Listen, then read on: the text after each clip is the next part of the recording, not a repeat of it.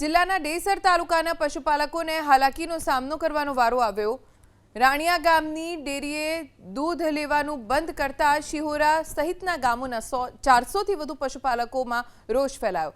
છેલ્લા ઘણા વર્ષોથી પશુપાલકો રાણિયા ગામની ડેરીમાં દૂધ ભરાવે છે, પણ પરિપત્ર બાદ ડેરીએ દૂધ સ્વીકારવાનું બંધ કરી દીધું, જેના કારણે પશુપાલકોની રોજની આવક પર અસર થઈ। સમસ્યાનો ઉકેલ લાવવા માટે પશુપાલકોએ ધારાસભ્ય કેતન ઇનામદારને પણ રજૂઆત કરી।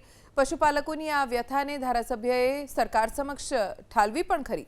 જો કે ધારાસભ્યએ કરેલી રજૂઆતના 6 દિવસ પછી પણ પશુપાલકોના હિતમાં કોઈ નિર્ણય નથી આવ્યો, જેથી વહેલી તકે કોઈ નિર્ણય લેવામાં નહીં આવે તો આગામી દિવસમાં ઉગ્ર આંદોલનની પશુપાલકોએ ચીમકી ઉચ્ચારી। રાનિયા દૂધ મંડી જે ખેડામાં આવેલી છે, જે અમૂલ ડેરી લાગે છે, ત્યાં દૂધ ભરતા હતા ઘણા વર્ષોથી। અચાનક 6 તારીખે સાંજથી અમારું દૂધ બંધ કરવામાં આવેલ છે। એમને અમે કારણ પૂછતા એમને એવું જણાવ્યું છે કે અમને ઉપરથી બરોડા ડેરીના એમડી દ્વારા કે બરોડા ડેરી સંઘ દ્વારા ના પાડવામાં આવેલી છે એમ। એટલા માટે અમારું દૂધ ઝડપી એ બાજુ ચાલુ થાય એટલા માટે અમે રજૂઆત કરવા આવ્યા છે, કેમ કે બરોડા ડેરીમાં અમને પોષણ ભાવ નથી મળતો, પૂરતો ભાવ મળતો નથી, ભાવફેરની રકમ મળતી નથી, એટલું બોનસ નથી મળતું।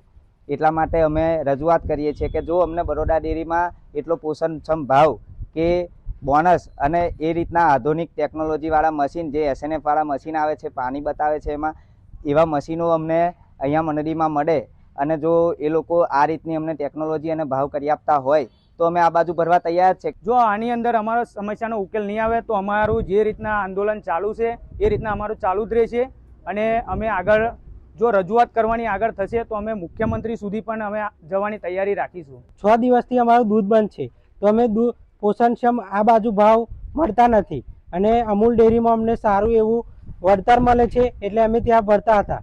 બધાય પશુપાલકો આજે ચિંતામાં છે કે અમારું દૂધ ક્યાં ભરીએ। 6 દિવસથી અમારું દૂધ ખરાબ જ છે।